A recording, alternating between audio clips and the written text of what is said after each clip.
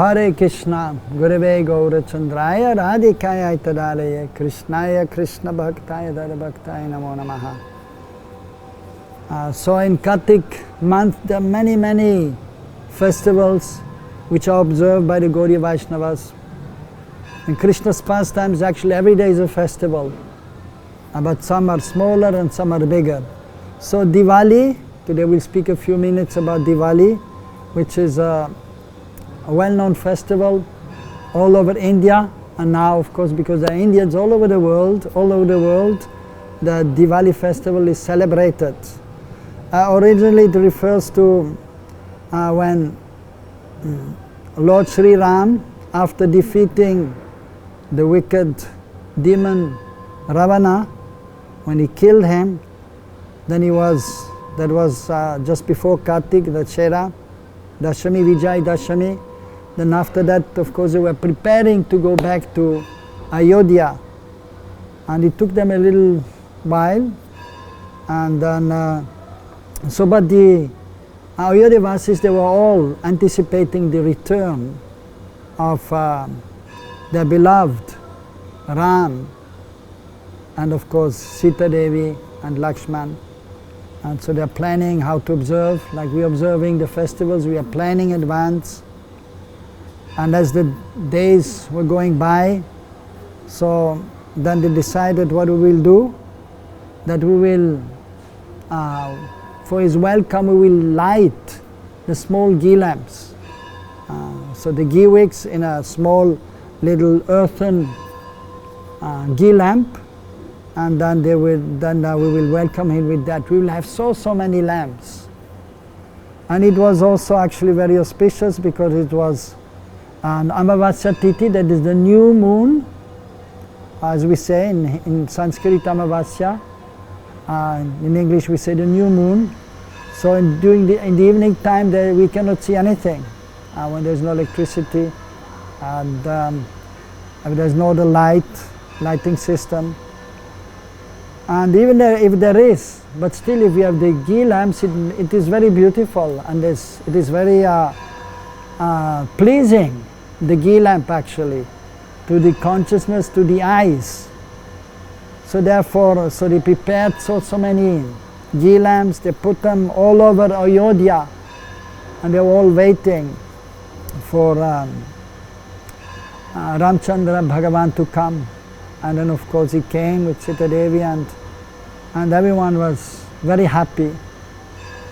And of course when a friend is coming, a relative is coming, somebody we really like, then it is not only that we offer some respect even by offering the ghee lamp, but then something to drink is there, something to eat is there, some sweets, some savories. So many preparations were made for the pleasure of the Lord, and the tradition has been handed down up to today, when they're offering these lamps outside the house, inside the house, and they're preparing many foodstuffs to be offered to Krishna or to Ram.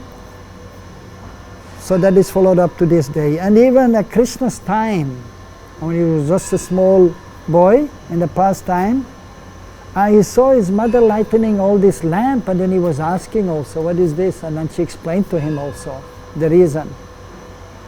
So that was happening every day. So, but one year, so he was very small at that time, he was still taking his mother's milk.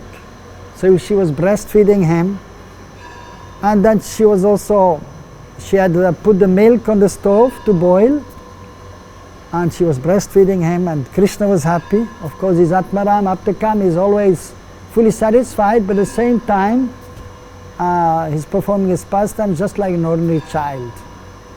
And so she was taking care of the milk, but then, so she had to put Krishna down. And little Krishna, when he was put down, he became angry. I'm not fully satisfied, I wanted more milk. She was taking care of the milk, and then he was upset.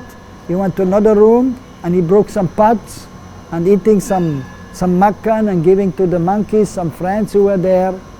And Maria Yashoda came back and she saw, my Lala is not here.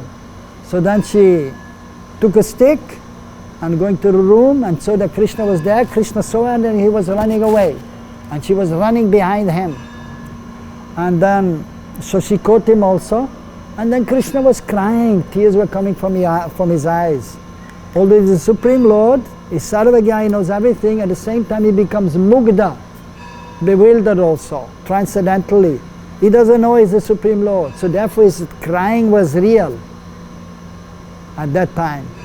And other gopis were saying, look, Krishna is crying, he's afraid, please don't beat him with the stick. And then she said, okay. She threw away the stick, she took some ropes, and she tried to bind Krishna, but she was not successful.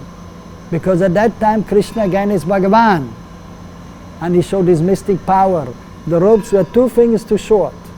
So quickly she took some more rope and again tried, and again not successful.